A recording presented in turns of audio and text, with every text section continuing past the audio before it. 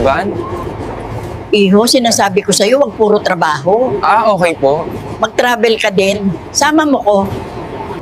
Mainam yung buhay ka pa sa kakagumagala kaysa naman kung kailan deads ka na, saka lang pagalagala ang kaluluwa mo.